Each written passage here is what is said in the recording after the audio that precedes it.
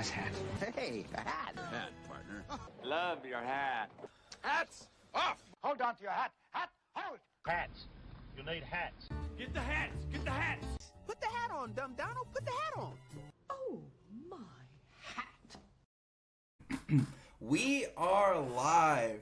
Ladies and gentlemen, welcome back to another episode of the Well-Hatted Cinema Club. I'm Eric, here today joined by my incredibly handsome co-host. Give it up for Micah and the birthday boy, Brian. Look at this guy. Please. Look at these guys, man. Dude, come on. It was yesterday, man. Yesterday, dude. We had a great time coming up to Boston this past weekend, hanging out with you, Brian. I appreciate you showing us the town, letting Riley and I stay with you. And all that, we prevented you from going and seeing The Black Phone 2 on opening night. So, apologies. I got that, dude. I got there. Don't worry. We'll get to that. I had a great time seeing you guys, man. It was fun. Middle of my intro, sipping on my smoothie. But it was a great time. But that doesn't stop us from getting back to our regularly scheduled programming and getting this podcast out to you live. I'm going to bring it up every week, guys. We're out on socials now, Instagram and TikTok. Brian just dropped 2 new TikToks, Reels, whatever you guys are looking for. They dropped today. So we're putting them out every week with the episodes. Also here on YouTube, Spotify, Apple Podcasts, and Amazon Music. So we're coming at you live. In terms of this week, getting over the agenda, pretty standard episode for you guys. We got our movie of the week that Micah picked out, Enter the Void. So we're going to enter that void here shortly. We're going to do our movie news roundup, and then we're going to update you guys on how we're performing in our movie fantasy league. And then that'll be it. No game for you guys. Sorry. Very cool. We're going to start by going around the horn and talking about what we've been watching this week. So, Micah, I'll kick it over to you first, brother. What you been watching? So I went and saw After the Hunt last night. The Luca Guadagnino, Julia Roberts, Ayo Debris, Andrew Garfield, Chloe Sevigny movie. It was good. I really liked it. I think the ads kind of like missold the movie. It wasn't really some big kind of like Me Too-ish kind of thing. I mean, it does kind of revolve around that, but it's much more about, first of all, like the main character is Julia Roberts, and it's more about her life that's already kind of being held together pretty tenuously, coming apart because of the rape the rape allegation that comes from Ayo towards the Andrew Garfield character.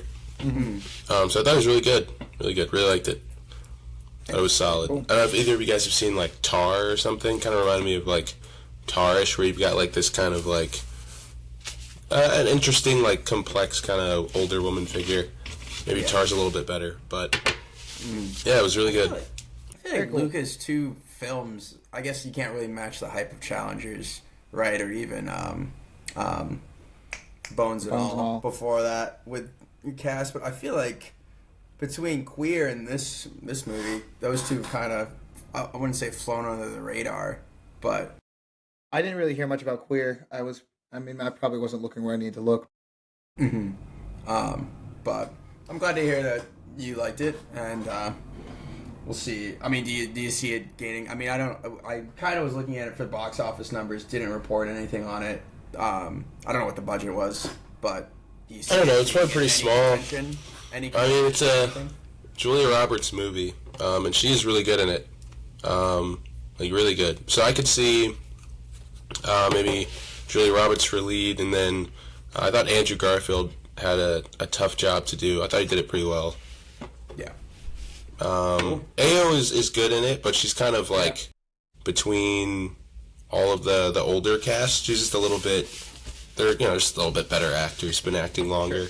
But she's really good still. Just another solid Luca movie. He's already working on his next one, so keep working away. It's him and Osgood Perkins, hardest working people in Hollywood. Yeah, right. Keep dropping a movie.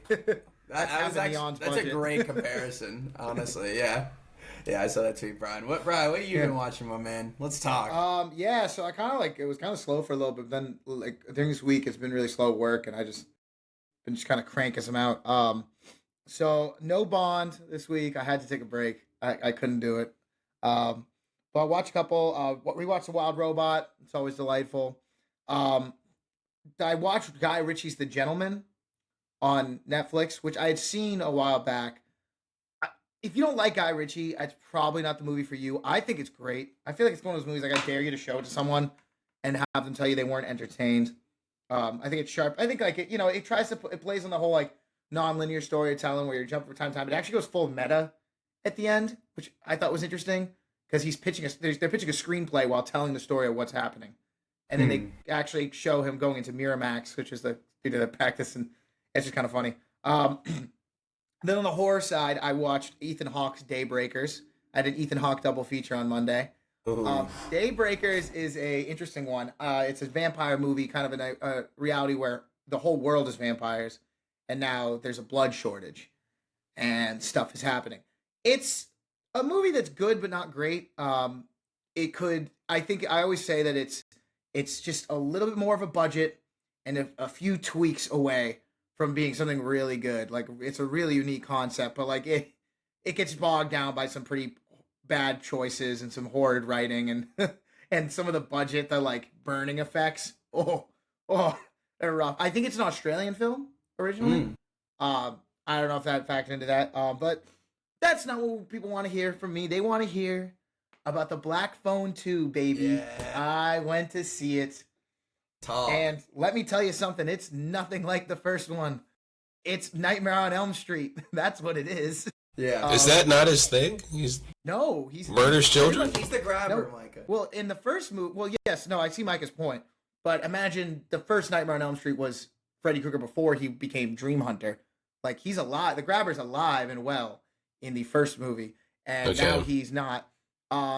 Things that were really, like, it's a little far-fetched, and some of the sequences, like, if you were on board or not. But what I will say, and I know Eric, you'll get a kick out of this, is that they actually shot all the dream sequences. Everything in the dream sequences is shot on Super 8 film, which I thought was really cool.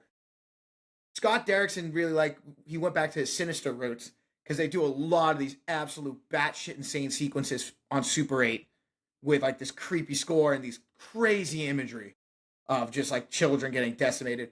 I was like, that's what I was like, I'd watch way more of that. Then like once I feel like a lot of horror movies, once it gets to the third act, where it's like, we know what we have to do to stop him.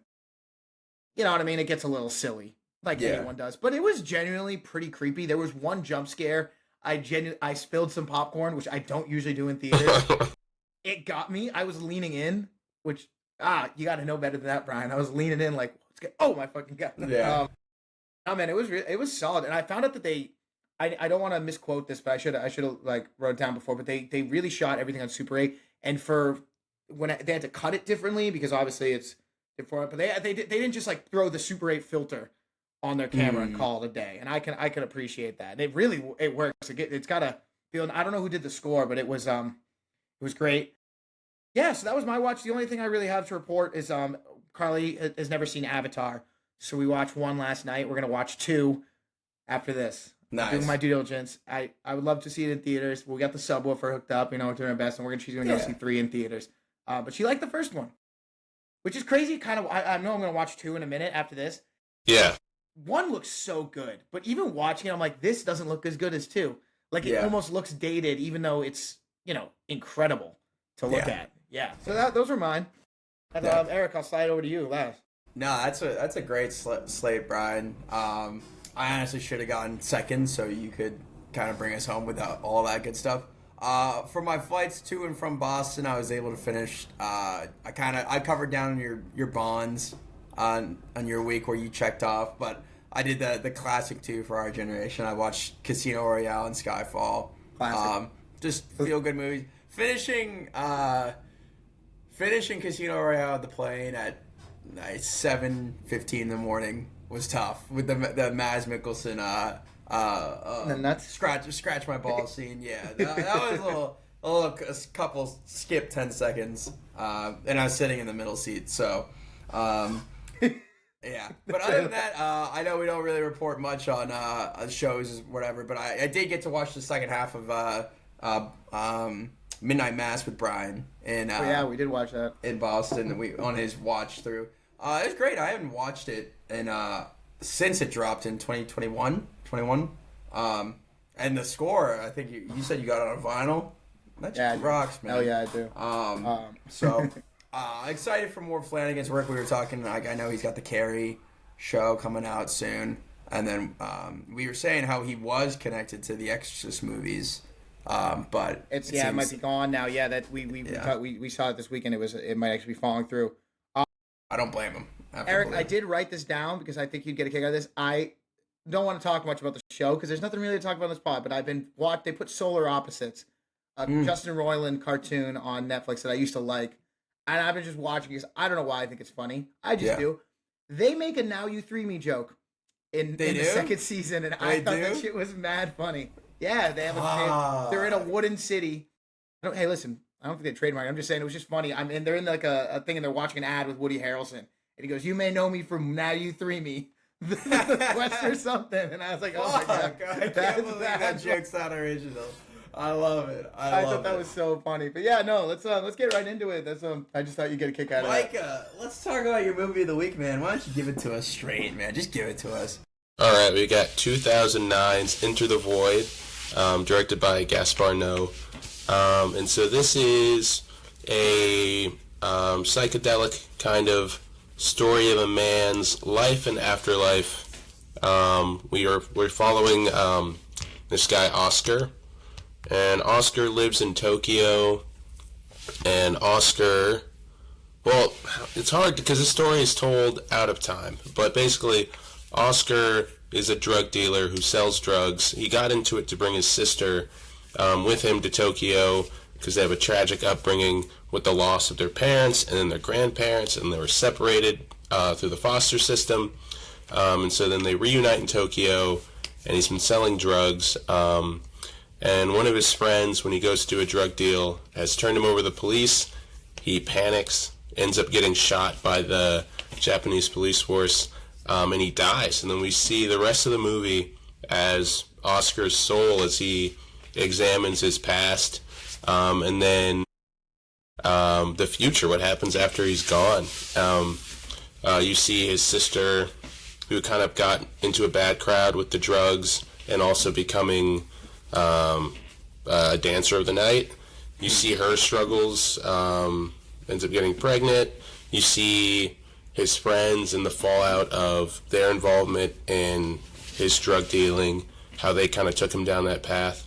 And then it has kind of a happy ending. You see him be reincarnated as the son of his sister and his best friend in Tokyo. So it's an interesting look at what the afterlife could be like. But it's very psychedelic, lots of flashing, a big floating crane type camera angle. Yeah, so that's the movie. What were your thoughts, Eric? Yeah, no, you definitely see him get reincarnated as his... I'm just going to rip that Band-Aid off immediately. We'll get into it more later. Yeah. At first, I had no idea what this movie was going to be. I figured, like, the way we kind of just talked about it, it was trippy. Psychedelic is the correct word to use. And the movie first starts, and he takes those hits of DMT, and it's about a 5 to 7 minute sequence of just, like, colors and lights. And I kept thinking, I'm like, how long is this going to go on? And I think, how long is this going to go on? And I think for me, this movie, it became sort of that in a way. It was like, this is a 2.5 hour movie. And I'm like, how long is this going to happen? And I think this is a really interesting concept that's done in a very interesting way. At times, I love the way, knowing kind of what you said about, because I was curious with that, especially that final scene of them going around Tokyo and then over this hotel and everything. I'm like, was this CGI? They were using a practical crane to do all this. So interesting stuff there. But I think it's an interesting concept that went a little too far in the end. I got enthralled very much in the middle when they were going through what led up to him kind of getting turned over to the police and what happened. And then kind of seeing the fallout from there really became sort of a trudge along, and you have the through line of like what is it, Tibetan Hindu, Yeah. reincarnation Book of the Dead. Yeah, and what you see, like he basically When you die. walk to when he gets when he in the sting operation, his buddy Alex tells him exactly the through line, tells the audience pretty much exactly what's going to happen, and like tells you what you witnessed, so you know that. And so I'm watching it all happen, and then I'm like, all right, what like he's gonna choose to get reincarnated, and then you spend 20 minutes watching people fuck. Yeah. And then we can talk more about that scene in a Yeah. minute. But Yeah, Brian, your thoughts? I mean, in the end, it just is not the movie for me, but there's a lot of interesting stuff in there. I'm telling you, man. The only like I feel like if you look at like my Letterboxd, something you might think I didn't like it that much. No, there were parts where I couldn't look away. I give that, and that's a compliment. The whole sequences when when he's out, it's like a video, almost like a video game cutscene. You know, like the first person sequence. I loved it. And they did the whole everything like that. You're finding out his. You're kind of from behind, almost like the out of body experience. I loved it. There were a couple parts where it just felt kind of dragged his feet for me. Like you said, how long is it going to go on? Where I was kind of like, yeah. And I even liked kind of the through line that like we eventually got to the reincarnation and what's after death. There was just a lot of going around that hotel. Eric, when you asked how they did it, I'm almost positive that one sweeping shot of Tokyo was a miniature. Mm-hmm. Had to have been. I mean, they show you I think it's the one that they... Yeah, the one they had been working on. They might have bragged a little and showed it. Yeah. Yeah, so that could have been... That was very cool. I mean, on a technical aspect, right, the camera work of this movie, that was out of control. And I'm not one of those people that like Carly was kind of like kept walking in when I was watching it, and she was like she was poking fun at the like I'm not even really gonna get hung up on the odd dynamic of their brother sister relationship because people are weird people. People have their own like weird things going on. I think there's like, and I think other people agree with me when I was just kind of reading a little bit about like this movie. It's just like it was a long last hour of the movie, but the first two I thought were great. I thought were fantastic. It was trippy. It was surreal. It was sad at times. Like it kept you on your toes. Yeah. My God, I was curious, like more what you thought about it. I know you just kind of gave your summary, but I definitely think it was worth the watch. I just think did it need to be 2 hours and 45 minutes? I don't. Yeah, I would definitely describe this movie as like indulgent. It's really soaking it in. Yeah, like I don't know about it's indulging in its craft and being like, yeah, we're gonna hang out. I thought it was interesting. I really liked. I think probably my favorite scene is when right after he dies, we get to see his childhood, and you see him almost from behind. I wonder how they shot that because he's the body of the kid, the shadow of the back of his head, who's Oscar as a kid. He's lit like so differently than everything else going on in every scene. It's so interesting. And I got absolutely jump scared when his parents die in that car crash. Oh my God! They do it like four times, five times in the movie, and then it was at the end too. When you're like also, with the parents or the kid, and then it does it again. I'm like, give that little girl an Oscar. She was screaming her head off, and that was terrifying. Dude, she does it so many. I wrote it down. I said, someone should perform an exorcism on the girl that plays Child Linda. Like multiple times, she's like, she looks like fucked up, dude. She is like, screaming her little head off. Yeah. I liked the dynamic of the friends. I thought it was. I was wondering, like why his buddy set him up, and then you find out why, and you're like, he's Oscar's low key a dirty dog. I mean, he's kind of a that was the thing too. Like there are times where like I kind of was hoping like you watch Oscar when he's doing things, and like he has his behavior like the mom, that bad thing. Like every time when he got his sister involved with all that stuff, I mean that was a bad thing. He's talking to those girls. He's like, it's drugs, like a vitamin. I'm like, dude, I think you know it. Yeah. Also, when the movie first started and I see him, like, obviously you hear what it was after he's tripping, but first I was like, oh, is he going to smoke? My first thought was like, oh, he's going to grab some coke. Then I was like, oh, is he going to smoke weed? Then I'm like, oh, no, he must be smoking crack. Then he's like, yeah, drop some DMT. I'm like, and then he goes, hey, man, you think your boy's got anything more stronger? I'm like, yeah.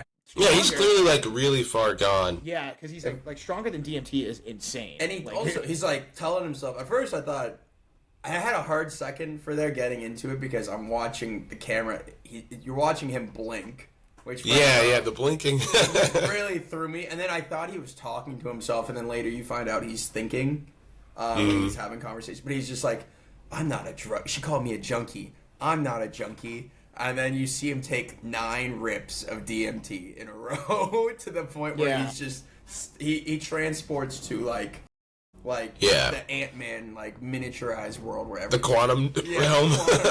Like he's like, I'm not a junkie, and then does that. But yeah, Micah, keep going. I know you had more to say. I liked it.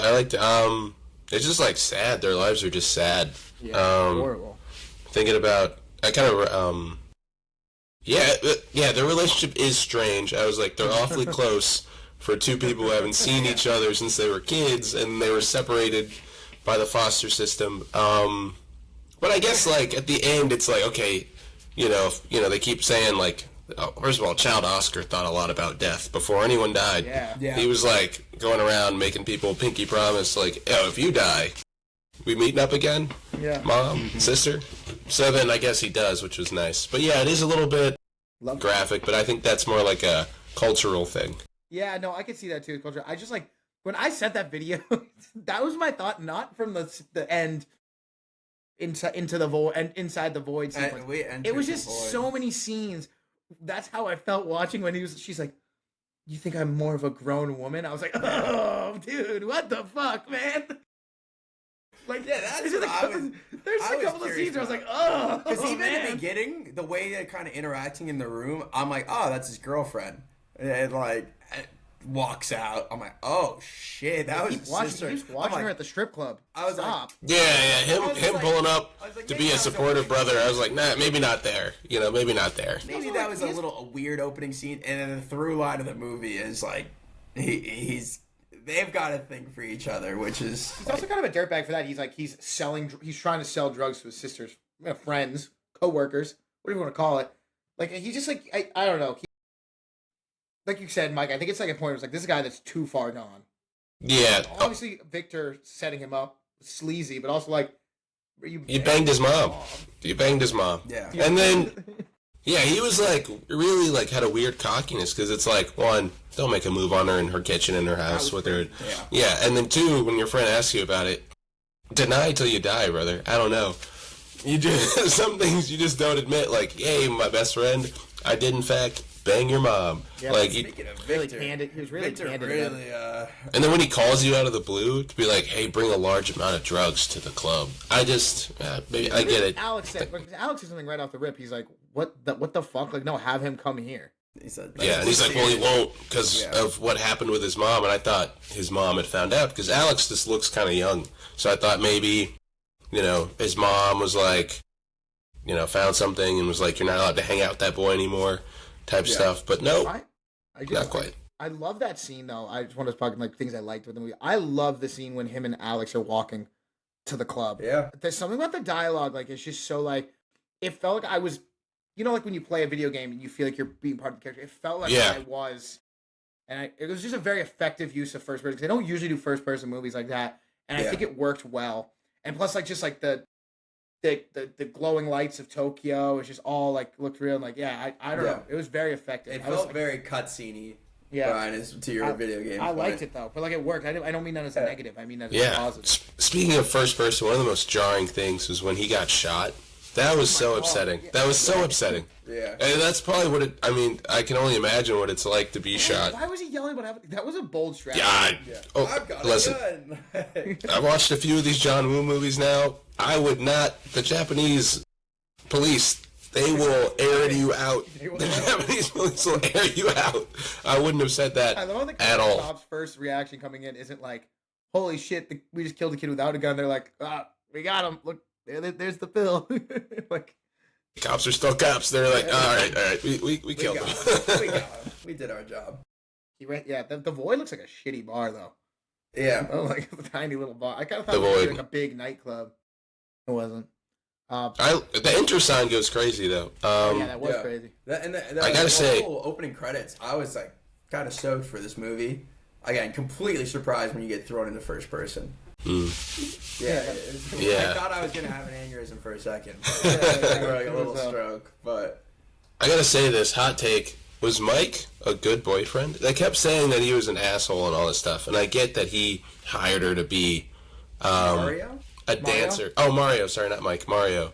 But hear me out. He's not hooking up with any other women. He doesn't want them on drugs. Didn't he try to hook up with that one girl though? That other girl at the club? I don't think so. No, I'm bugging. Then he's like, he wanted to keep the kid. Oh, first on-screen abortion I've ever seen. Yeah. But Oh my god. Again.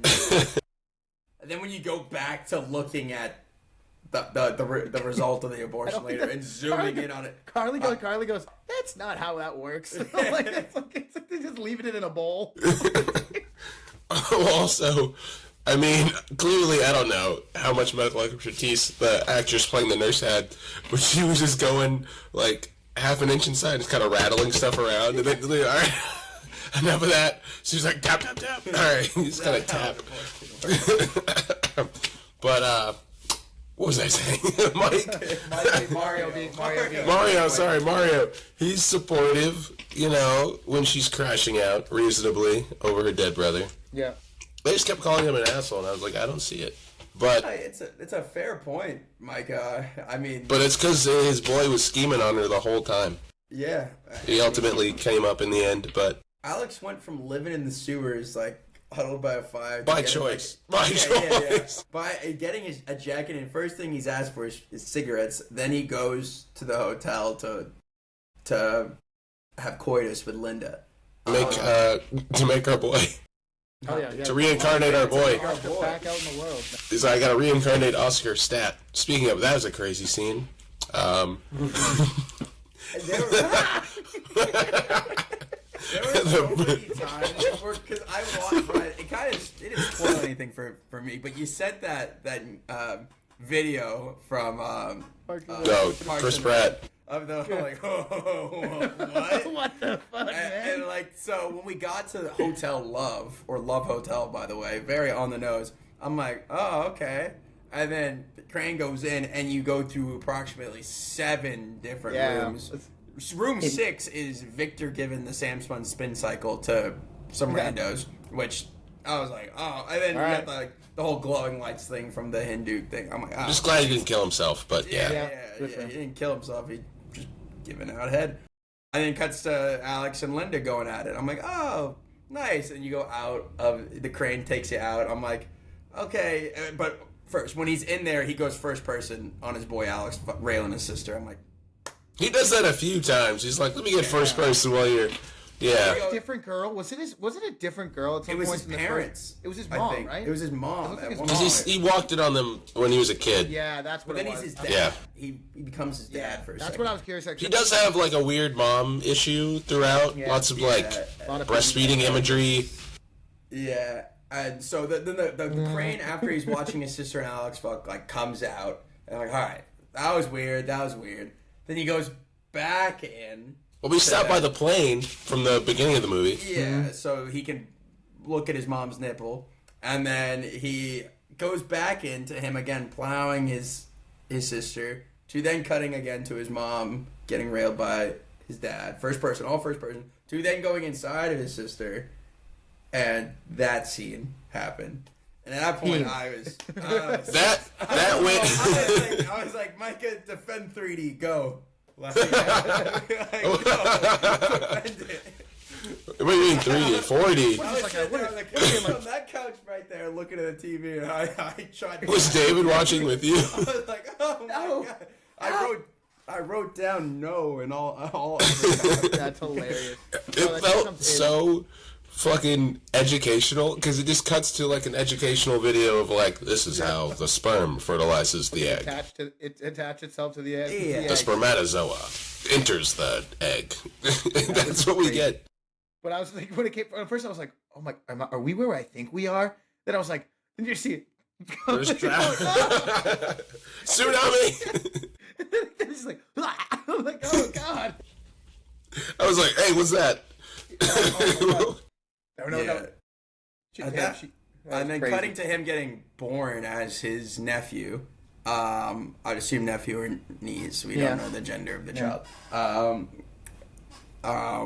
Yeah, add another layer if he's the niece. I'm like, I thought it was fading out to it, like him like looking at his sister's nipple as the last shot of the movie, And then it cuts to the umbilical cord getting cut, and we have to hear the child screaming as the end of the movie, which is Give him the spank. maybe more on par with how the movie, like what the movie is, and it's, if any, commentary on life. But yeah, it's certainly a choice of an ending and a last hour, a third act for a movie. The more I've sat on it now, the more I kind of actually think this, like, I could see why this movie, like, the creativity that went into it. It's just like there's a point where, like, you're watching it and you're kind of like parts where you're locked in, the other parts you're like, wow, I've really been like, what are we doing here for a minute? And then the peanuts come. That was a little jarring. I think there was 40 minutes to be cut from this movie. I think there is about. I think that's okay. I think you could cut. A theatrical cut might be better received, but I mean, yeah, he's got. You see why he would direct a mean music video? Yeah, yeah. You know what? For the weekend. Yeah, Very fair. An absolute trip of a movie. Crazy. Like I don't know. But it wasn't like, and that was the thing that made some of the cuts, the jump scares, so effective because it lulls you into this like kind of like drifting on a current. Yeah, because the camera's so fluid because it's either POV or you're in this like swooping crane thing. So you're fluid and then it just goes over, which I get pretty sick of. Yeah, the same. By the fourth time, I was angry because I'm like, scared the shit out of me. I got there a couple times, dude. But the crane was pretty like not sick. I did. It got a little tired for me sometimes with the crane going over, for me trying to figure out who the hell I'm looking at right now. Right. Like sometimes it was very obvious. Other times I like the crane shots. I was like, what the fuck who is that? Like, yeah. Like trying to figure out what was going on. I was a fan of the crane stuff. I mean, I think the camera work was unbelievable. Yeah, the camera work is what brings you in. And I'll say to the long takes of this movie, like there were a lot of long takes, and the blocking and choreography that had to go into making this movie, extremely well done. Extremely well done. Performances too. I know they were pretty subtle, but like I think they worked. Yeah, it's a tough ask to, have all this stuff. I thought some of Oscar's line delivery, I guess maybe it's a choice because he's like on drugs the whole time, but some of them I was like, give me something, man, give me something. Yeah, like, a little more than that, yeah. I know we made fun of like Nathaniel Brown. That's Oscar. Brought him up last week. Like, hey man, come on the pod. Come defend yourself, bro. Yeah, Nathaniel Brown. What's he been up to these days? I got a little early on. I was like, oh my god, is this? We're gonna listen to this the whole movie, like from his point of view, and then he didn't talk the whole movie. Oh, because he got blicked up. Because he got got. He did get got. I can say with certainty I'd never seen a movie like this before. I'm glad I did watch it. I don't know if it's gonna be on like a, hey, yo, should we pull this movie up again? But I'm glad I watched it. Brian, you asked me if you should get high to watch this, and I was like, I think vibes will be down, right? I think no. I think so. No, I think that would have bummed me out. I think that would have bummed me out, actually. I think it would have bummed me out. I'm going to make David watch the final 20 minutes during dinner. Yeah, this scene's great. I hope you got all right. Y'all get head back there. You guys get the freak apartment. Y'all get the freak apartment. The freak part. Any other thoughts on the movie? No, man, that was great. I had a good time. Can't wait to make his other 5 movies, the movies of the weeks in sequence. Next one, this one's called Enter the Void again. Enter the Void, Electric Boogaloo. There's one called Climax. There's one called Love. There's oh boy, Wait, there's one's called Climax and Love. All right, well, Climax, I will say, that's the one I saw, the first one that I've seen. That one's so incredibly tame, at least compared to this one, at least, in the way you might suspect, given the name Climax. That's the one that's more about LSD and less about DMT and death. That one's based on a true story. He's like, I took a few tabs this morning, and then I had a few prips. I'm like, bro. And then he's like, yo, you want to go get like should we go drop this drugs off and then like go here? It's like, if you're thinking of any of us here, like you've been like, you ever been like kind of high on like, I don't know, what, mushrooms or something, and you're like, someone's like, should we go to this bar? I'd be like, fuck no. Absolutely not going. Yeah, that sounds like a bad idea. I would never do that. Yeah, don't ever do it. Yeah, no, terrible. Brian, yeah. What do you want to choose as our movie next week, brother? All right. So it's a bit of a horror, Halloween, mystery kind of movie. Mystery. Going back to 1998. Oh. The Robert Rodriguez teen horror, monster horror, alien invasion movie called The Faculty. Faculty. starring By Josh what Hartnett. kind of Robert Rodriguez are we getting here? Well, it's starring Josh Hartnett, Clea Duvall, Jordan Brewster, Salma Hayek, Famke Janssen, who you might know as she was Jean Grey in X-Men, Robert Patrick, Elijah Wood. There's a bunch of people in this movie. Essentially, the plot is that they witness murder. So they're basically these high schoolers see, I believe it is one of the nurses gets murdered, and then they see her alive again, and they think something weird is going on with the faculty at their school. I believe it's a lot of very kind of Invasion of the Body Snatchers, alien kind of movie. I don't really know much about it, but I saw kind of people talking about underappreciated Halloween classics, and I think so it's written by one of the guys who wrote the first two original Screams, and directed by Robert Rodriguez and David. What's the guy who wrote the Scream movie? I'm sorry, Kevin Williamson is the one who wrote it. Yeah. So I think it looks like a lot of fun. I love Josh Hartnett. Usher is in it. That's something. I don't know why. I don't know why. He's on the poster over there to the right. Usher's over there. There you go. But I think it's gonna be fun. I know a lot of people are saying like it's like, hey, if you like the body snatching movie, it's very cool.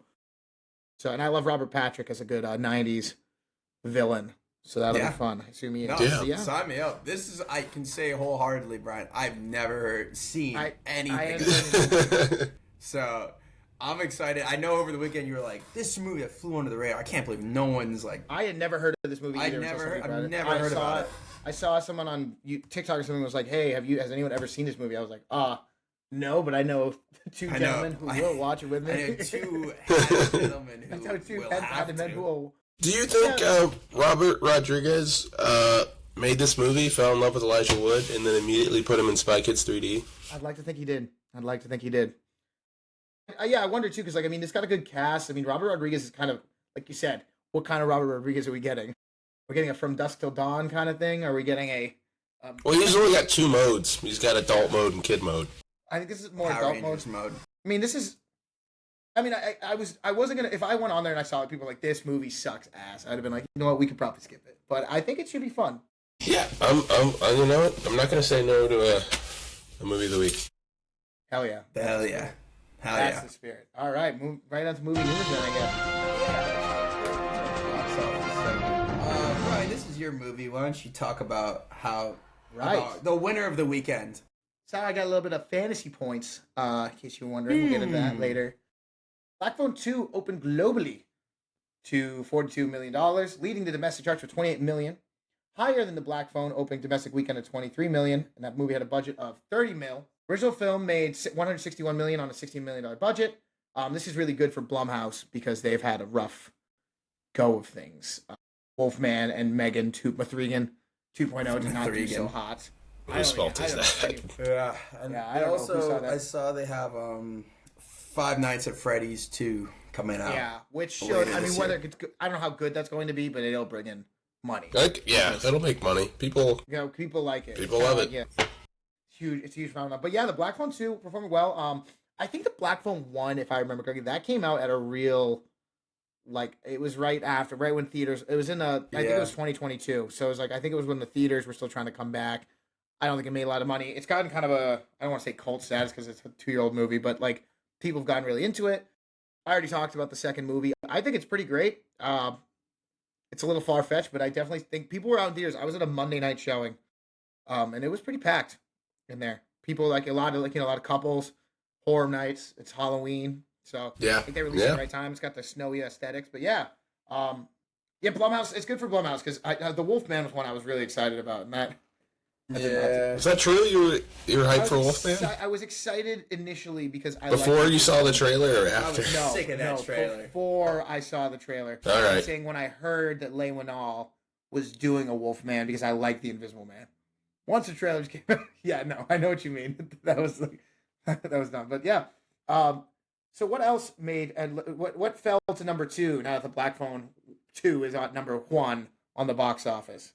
Tron Ares. Tron Ares, man. What you want to talk about Tron Ares, Micah? It made $11 million domestically. It's not looking good. It's not looking good for that. And it is, it's looking like Disney's gonna take this old mule out to pasture and put a bullet in its head. So that's tough. That's tough. I think, it's more like a deep sleep. They'll put it in cryo. It'll come back in some new iteration, because I think it's too cool an idea to really let die, and eventually they'll get desperate enough and they'll dig it back up. But that'll be maybe like 10 plus years down the road. I agree. Yeah, right. Goodbye. It's too of an idea, too visually Too visually arresting, yeah. Yeah. Yeah. I mean, but you have to do it right.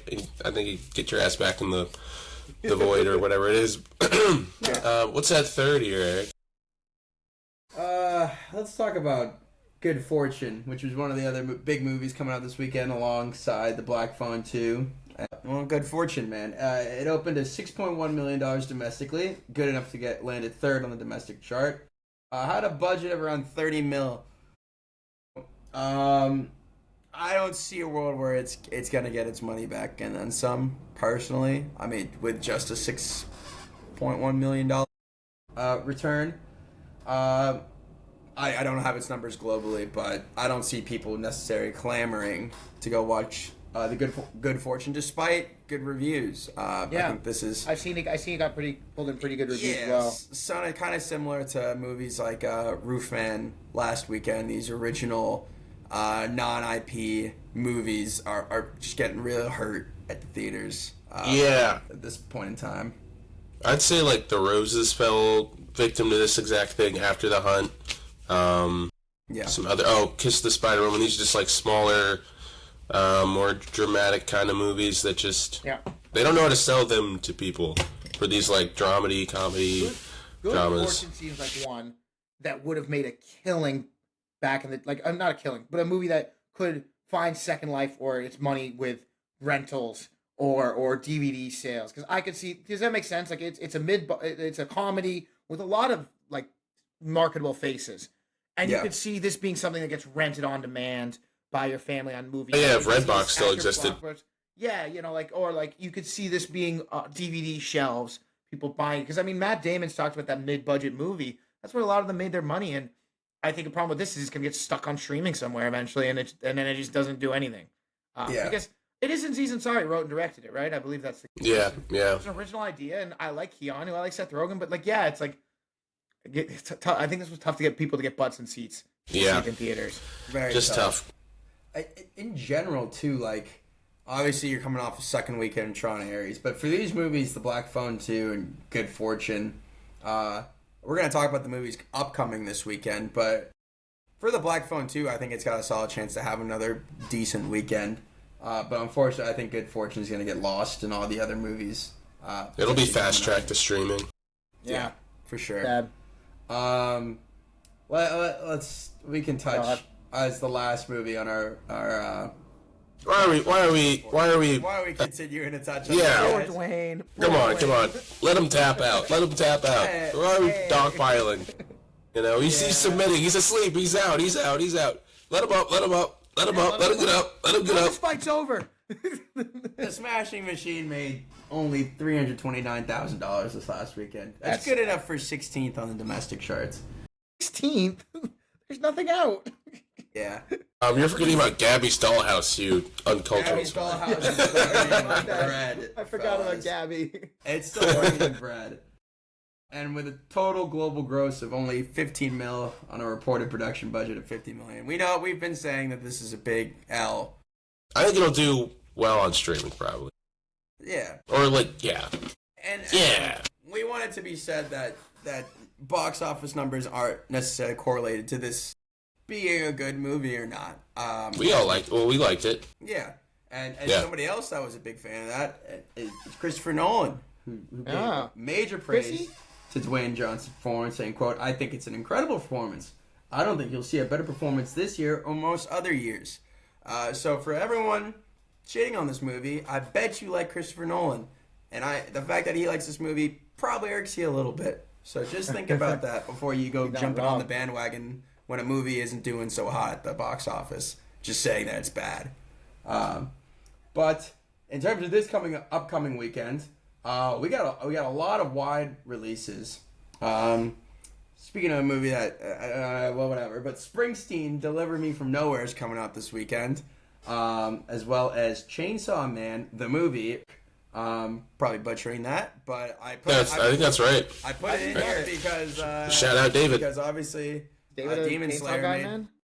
I don't know, but Demon Slayer is got so much money. I cannot not put this in here. You know what? An excellent point, Eric. An excellent point. Regretting You, which is that rom-com with James Franco.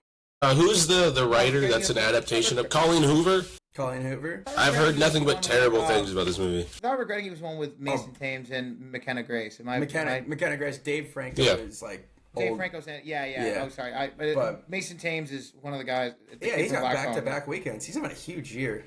I think he's going to be hoping that the next weekend overshadows this weekend. Oh, speaking of Mason Thames, I tried watching the How to Train Your Dragon live action, and I made it 5 minutes in. I had to turn it off.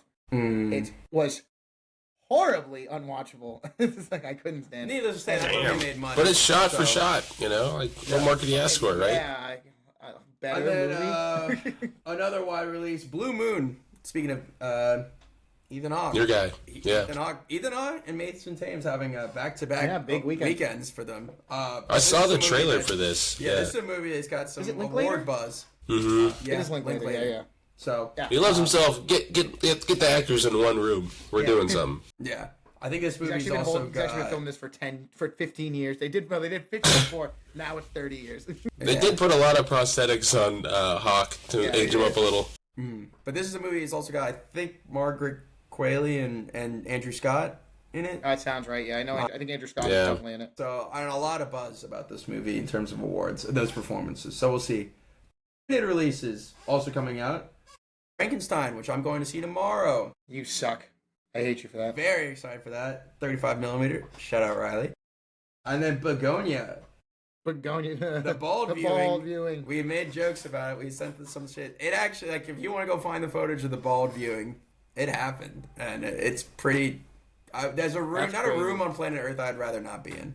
Well, the funny thing is, like, did you see they ran out of time to shave everyone? So they gave the last couple of guys bald caps. So the picture of the whole audience is regular bald guys that got their heads buzzed, and then a couple of dudes in bald caps because they just didn't have the time. So imagine, stolen valor, I might say. Stolen valor. You get there early, they shave your fucking head, and then you turn to the guy next to you, and he's wearing a fucking stocking on his head, and he's like, "I'm also bald." Yeah. There's some real doing bald face. It's 2025. There's some real sickos for this. I'm excited to watch Begonia when it comes out. Not enough to shave my head. Speaking of stuff Eric's excited to see, Wicked for Good.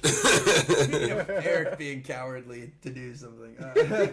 He's not built for this. There you go, Mike. You want to say it? You want me?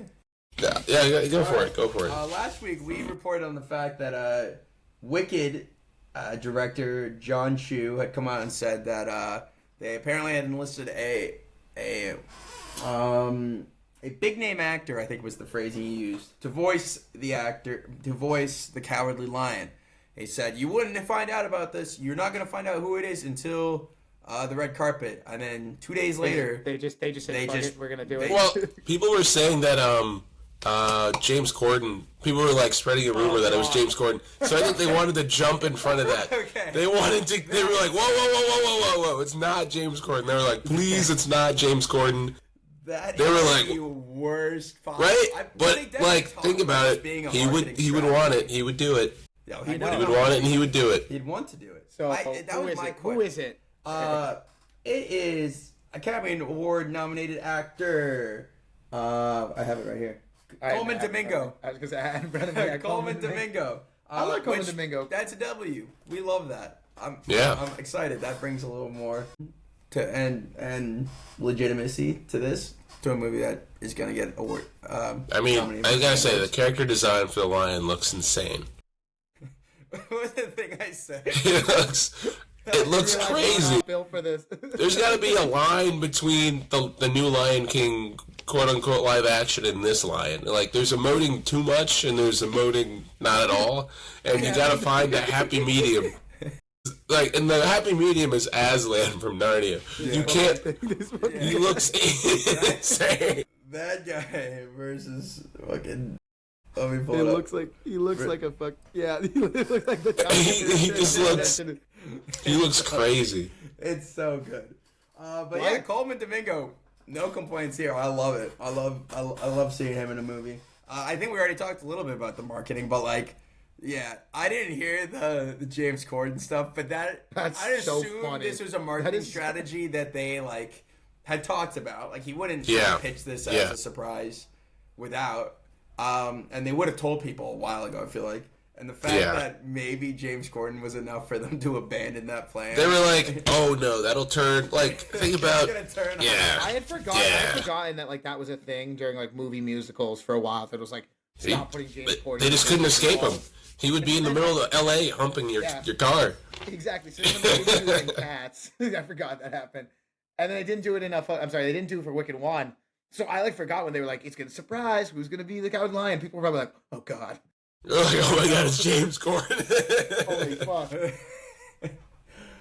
That's funny. Well, but speaking of an artist revealed, Avatar: Fire and Ash has revealed who's doing the end credit song, and it's Miley Cyrus. And I heard a little snippet. It's not bad. She's not it's not the Weeknd, but it's fine. It's fine. It's fine. It's fine. I think it'll depend once you see the movie too. You know, I feel like you gotta. It's hard to hear. I feel like when you hear a song for a movie before the movie comes out, it doesn't always register. Hit the right way. Yeah, I think it'll be good. Wherever we are at emotionally when the credits roll and we hear Miley Cyrus, that'll be good. That'll be good. I'm okay with that. I'll let you know when I'm about to rewatch Way of Water after this. I'll see how the Weekend one resonates. She had a weird quote though. I'm trying to find it. She said she related it to the LA fires because she lives in Malibu, or she has a house in Malibu. That did burn down, and she was like, "I have experience with fire and ash," and it was like, honey, I don't know. Like, I feel like if you volunteer that information, you now have to donate your whole check. Yeah, right. I think so. I think if you volunteer that information, yeah, I was gonna say you gotta donate the whole check. Yeah, right. Like, was that even your main home got burned? I don't know. No, she wrote a song about it, right? Isn't that what Malibu's about? You get that Hannah Montana. You get that Hannah Montana money. Yeah. Yeah, she'll be rich forever. But sparks are flying. Speaking of money, I'm not. They're not sending their best today. But Eric, what am I trying to segue to? Let's talk a little bit about what Netflix has been up to this week in terms of trying to rake in cash, which they will definitely be doing here because AMC and Netflix. Who have had a content partnership deal the wrong way, which was some of the AMC shows that are shown stream on AMC Plus get put on Netflix as well. It should be that Netflix is putting their movies in AMC theaters. Wait, hold on. Raise your hand if you're tapped into AMC Plus. All right. Yeah, exactly. So some of AMC Plus is just. I'm not a Walking Dead fan. Exactly. Like the one you can watch on there. Different AMC, unless is this the same AMC? It's not the same AMC. That's what I'm talking about. Oh, you're talking about. Talking about the channel. Are you talking about the channel? Or are you talking about the movie theater? The theater has. This is the theater. Theater has streaming, Brian. Yeah, but AMC. I thought those were two different things. There's two different deals that I'm talking about. Also. Yeah. No. I was confused. Yeah, I was so confused. There's also this deal with AMC. Tell us about the deal, Eric. This banger show from this movie from this year into over 400. And then discussions ongoing for other theatrical opportunities between Netflix and AMC. I heard that this K-pop Demon Hunter showing will be the sing-along version. Whatever movie's coming out on Halloween, which I think is Begonia. You're probably Run and hide. cooked. Run and hide. You're probably This is going to be very similar to the Taylor Swift Tragic thing. I can't imagine. It's a solid movie. I can't imagine a theater I'd want to be in less, except for the next our next point. Except for our next point. That's probably right up top. But I've been seeing videos of like little kids, and they have learned intricate K-pop demons choreography. These are kids that like will fall just getting up from a chair.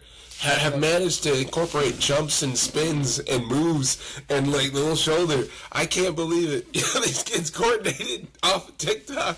Yes. Micah, though, but even still, even with those kids dancing, I'm with you. That I'd rather be in that theater than the. I'd rather be in the K-pop Demon Hunter theater than where? The weenie Than where? Seniors who are gonna be Stranger Things finale will release in theaters on New Year's Eve, the same day as Netflix release, over 2 hours long. And you know these, you thought it was bad with remember in Endgame and Infinity War? The theater etiquette is gonna be in the toilet. Oh my God, these are people. 10 years. 10 years of these people scratching their butts and looking at their phones and digging in their nose at will, pausing to use the bathroom, talking with their friends, chit-chatting it up, are now going to be put in a room together. Yes! And they're going to be recording the screen, and they're going to be screaming and yelling and hooting and hollering. God forbid if anyone Hell no. like, if Steve Harrington was like, hey, John, was he like, hey, Mike, need a hand? Yeah. Or God forbid somebody dies? No! Oh, yeah. No! Oh, screams. One of those, the attention seekers, and the lights would go out and they'd scream. Imagine that every time someone dies. There's been a bunch of grown-ass women dressed as Eddie Munson. Oh, Lord. Oh, brother. Oh, my God. They asked the Duffers, they're like, is there any chance that he's going to come back? He's like, no, he's long dead. And I bet that wasn't even their idea. I bet Joseph Quinn has had such a successful career post this. Do not look back. Do not look back. Did you see what they said about that too? Like, he's deep in the ground. Like, he's been busy. He's filmed like 5 movies since he was in our show. I'm like, yeah, guys. It's one season. Fucking 5 years, and you It'll can't be put a almost- show out. It'll be 4 years. It'll be 4 years since when did it release? June or May? It was May or June of 2022. So we're approaching the 4-year mark between seasons, which is longer than the gap between seasons 3 and 4. But I will give that one a little bit of credit because COVID actually did delay the filming of season 4. So like, I can give them a little bit of leeway where that one took a little longer. This is ridiculous. Yeah, that's so crazy. Speaking of crazy, the year Warner Brothers has had. Segue. Oh my God. Segue. Eric, get in there. Yeah, I mean, we've been talking a lot the last couple of weeks about Warner Brothers. Last week we brought up how they rejected Paramount's offer, citing it as too low. So this week, and what I assume is a play to ante up the bid, make this higher, they released a statement officially announcing that they're considering acquisition offers and will, quote, launch a comprehensive review of strategic alternatives, unquote, for whole or a partial sale of the company. So that comes in relation to, it was also reported that Netflix and Comcast have both have interest in acquiring Warner Brothers film and TV assets, but not the networks. So what that's basically saying is that people want Warner Brothers IP. There's a ton of IP here. They're having a good year in the movies. A great year, some would say. This guy would say. But yeah, Warner Brothers putting it out there. They say, if you want us, come get us, show us the money. And there are obviously some companies, I think we'd rather acquisition of that IP than others. Personal preference, I believe. But what do you guys think of that? Of this? I hope it's not Netflix. I'd like to see the IP they do have in theaters. Those are my thoughts. You want to see Netflix's IP they currently have in theaters rather than them just sucking. Yeah, I mean, they're not even putting their good IP that Netflix has. I'm with you. I don't want Netflix. Well, except for Stranger Things, but that's not what we want. I want Wake Up Dead Man and Frankenstein. Yeah, I want Wake Up Dead Man and Frankenstein. I want to see this fucking movie. We want wide releases for that. And that Catherine Bigelow movie. I want that too, and Jay Kelly. I want it all. I saw on Netflix too that if I went back and reviewed the catalogs, I'm sure I'd have been like, that would have been cool in theaters too. Yeah, they have a bunch. Yeah. With real people. Yeah, but speaking of submitting things. Submitting. Somebody take me. Yeah. All right. Yeah. We're getting some Oscar buzz already, which is I was thinking about it, I don't know, yesterday, about how much fun the pod is. Because when we started the pod, it was around Oscar season, award season. But now that we've kind of got our legs under us, this next award season is going to be a lot of fun. But yeah, now we're caught up too. We've been keeping track. Warner Brothers has submitted 2 original songs from Sinners for Oscar consideration. I Lied to You by Miles Canton, and Last Time I Seen the Sun by Alice Smith and Miles Canton. So, Miles Canton, baby. Look at him go. Out my mind. That's awesome. Banger songs. I love yeah. the soundtrack. We are approaching, we were just talking about award season. There is, I think the Gotham Awards release nominations. They kind of get out in front of everyone. That's like a New York thing. Or maybe Chicago. Who considers himself Gotham? I don't know. I think it might be Chicago. Anyway, they kind of kick it off into this month, but then we jump a month and then nominations start rolling in early December. Big one that's coming up first, Golden Globes. I think nominations are out the 8th of December. Nice. So that's where you'll get a peek at, I don't think they, with like song and music and stuff, and they have double movie categories. They have like comedy, musical, and then they have drama. So you get double the wins at least. So should keep things interesting in terms of nominations. Yeah. Yeah. I think the thing about the. I was just thinking in my head. I mean, it's hard to even gauge it now because there's still so many things that haven't even come out yet, right? I mean, we're still right at the beginning. I don't know.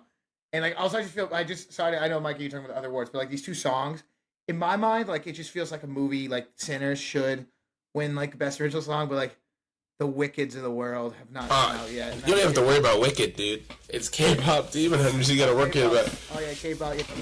What's the Wicked? Golden, their future Oscar. I'll tell you what. Work out to that song and tell me it doesn't deserve a nomination. Watch the movie, Eric. I've got a ticket for Halloween, actually. Shut up. What do you do?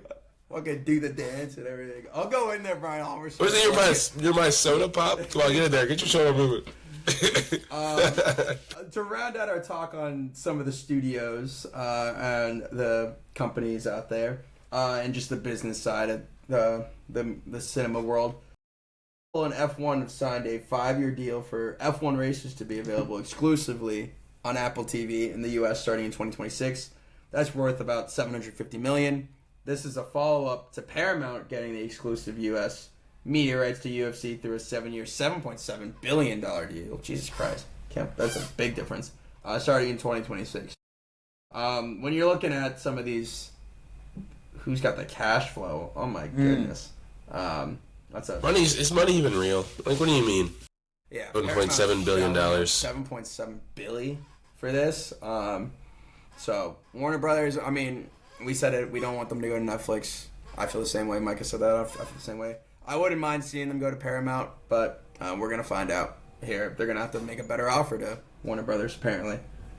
But let's get into some of our upcoming projects, rumors that we're hearing. Micah, this hits a little close to home for you. Did you play this game, Mike? I did play Sleeping Dogs. Cool. Sleeping Dogs is getting developed into a movie. It's like a Yakuza, Japanese mobster-y thing. Yeah, it's not really as open world, at least not when I played it.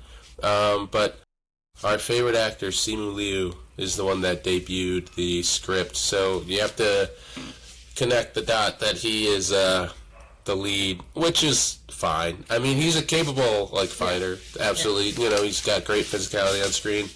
Not a whole lot of. I don't know. I hope they just punch it up. To start punching and shooting. I think that's the way. I don't know. We'll see what it is. Again, the story's long as hell because it's a video game. But speaking of a long time ago, the Jetsons came out when the 1960s. Oh, yeah. A long time ago. I remember that cartoon was on. But the dad, Elroy, who is an interesting character. I wouldn't know if he's the star of the Is he the star of the Jetsons? Yeah, George Jetson. He's the star. The show. I was the robot more, I guess. Only ran for a year in 1962. Damn, hella reruns. Damn, that's crazy. Later, they had a few new episodes produced between 85 and 87, but the original Jetsons was 62 to 63. Wow. Okay. But anyway, Jim Carrey talks to star as the live-action lead of the Jetson movie with Colin Trevorrow in talks to direct. Yeah. Colin Trevorrow, is he Jurassic something? That sounds... Jurassic World guy, yeah. All right, well, we'll see what it looks like. I think Jim Carrey... I think it's interesting Jim Carrey's, like, because he said he was done with acting, and then he was like... I think Sonic fixed him. Though. Yeah. I'll do Sonic, though. I'll do 3 Sonic movies that have grossed, like, over $1 billion. And now he's also like, I'll do the Jetsons, so... Got his love for acting back. Good for him. Yeah. Gotta love that. I don't really know much for the show. I know they're in space. There's a dog. Get me off. There's a treadmill. That's what I remember. I think they're like the Simpsons in space, except he's not... Yeah. You know. I think I've seen it parodied in, like, Family Guy and other shows. Whoa. That's the same as watching, right? Exactly. Yeah. Other upcoming projects coming out are some of our favorite actors. Walton Goggins is joining Amber Midthunder, who's the girl from Prey, in a movie called Painter, which James Cameron is executive producing, and John Wick creator Derek Kolstad wrote the script. It's supposed to be an action movie. Follows a young woman who must rescue her father after he is kidnapped. And now I read that out loud, and that's just Taken, but backwards. I'm there, you know? It's reverse Taken. I'm here for it, though. And obviously, like, Amber Midthunder and Prey, like, she's good. She's badass. She's badass. Walton Goggins is playing, like, a guy, presumably, he's just, and he is on... He'll be tied up. Yeah, he's been busy. He's been busy for a while, but, like, he's really been just eating. He's on everything. And he's in everything these days. It's exciting. James Cameron name's attached, too. Yeah, hell yeah. Sure. Derek Kolstad also wrote the Nobody script. Yeah. I think he has a good eye for... I don't think I'm good, but not amazing action movie. You know what I mean? Like, I think if you table... You know what to expect. Yeah. I do think it's... This kind of dynamic is a lot fresher than guy comes out of retirement, which he's done. Unexpected guy who you don't expect to be able to fight is now able to fight. Yeah. If this has like a kick-ass vibe, that'd be nice. Yeah. I'm like, why is that? Great. Yeah, that'd be awesome. I love that again. This next project one, actually I could speak on this because it's actually filming right next to my parents' house. Oh. They've been filming all over Bristol, Rhode Island. All over that area. On VistaVision, I did not know, reportedly. M. Night Shyamalan. Shyamalan Ding Dong. That guy. You know, he's a guy I've had a lot of, I've kind of grown to like a little more, but his new project Remain, starring Jake Gyllenhaal and Phoebe Denevor. I don't know how to pronounce that. Yeah, I don't really know her. Let me look up her projects. Phoebe Denevor. I don't know much about this. I did not realize, like, I don't know if you wrote this in, that the story is co-created by Nicholas Sparks. It's an interesting dynamic. What is that? He was like, I mean, like, I don't think he doesn't have the bad reputation that Colleen Hoover has, but he's just like, you know, The Notebook. Yeah, that's Nicholas Sparks. The Dear Johns, the Safe Havens. I've seen a few of these. All right. Supernatural romantic thriller. So sure, you know. I'm not sure one's one of those weird ones for me because, like, I feel like recently I used to have this hate for him, but now I kind of watch his movies when they come out. And it's been ups and downs. Like, I didn't hate The Visit. I hated Glass and Split. I hated Old, but there was another one I didn't hate. It goes back and forth. So I don't know. Maybe this is going to be a return to form. Like Trap, ago. I need you to strap. Oh, I love Trap. That was the one I couldn't think of one. I was like, I really had a movie I liked recently. I was trying to think of what the most recent it was Trap. Ding Dong I was like, I didn't like Trap. Old. Yeah. I didn't like Old, but I did like Trap. All right. And then we got Bad Romantic. Yeah. That could be fun. We just kind of low-key just watched a supernatural romance. So, low-key. Low-key. Brother and sister. All right. we're batting 1,000. I can't wait to see what perverse relationship is in your movie. Yeah. We went from age gap to incest. What could be next? What could be next? I'm so excited, Brad. Bad news, movie news of the week. What do we got, Eric? Yeah, this is. I feel like whenever I stick someone's Star Wars in there, it's typically bad news. Never good news. And I always put it at the end just in case we want to skip it. But this one I needed to touch on. Adam Driver reveals in a new interview that since 2021, for over 2 years, he was developing a new Star Wars movie with Steven Soderbergh, who many know from Oceans, and Logan Lucky is when he worked with Adam Driver. The movie was going to be titled The Hunt for Ben Solo. It would have been set after The Rise of Skywalker, and Driver and Steven were working together. They pitched the concept to Kathleen Kennedy and Lucasfilm, and they loved the pitch, so they helped get a script together. And then they brought that script to Disney, and Bob Iger shut that shit down. And he said, I don't understand how Ben Solo could be alive. He did disappear. Somehow he returned. Somehow. You know what? You're right. You're goddamn right. Somehow Palpatine returned. So let's not count it out. It upsets me because Adam Driver said in the interview, he's like, when he said, I love the character. If it was a good script and a good director, I would absolutely come back. Apparently they got that, and then Bob Iger said no. So we'd rather have the Mandalorian and Grogu. Come on, man, you're eating good. I mean, it's so cute. Yeah. Hey, I'm eating good, right? Hey. He's Wow. We burned through that shit today. We did it. Yeah. Shortest pod yet. Shortest podcast probably to date. But we should try checking our fantasy scores. I'm just kind of dog walking these fools right now. All right. We'll see how it is at the end of the year, Brian. Yeah, none of their movies. I guess an update. No one's movies have come out except mine has started. Black Phone 2. I have 56 points. 26 because of the bot for every million it's made. 10 points for being crossing 25 mil, and another 20 because it was number 1 on the box office. That's well done.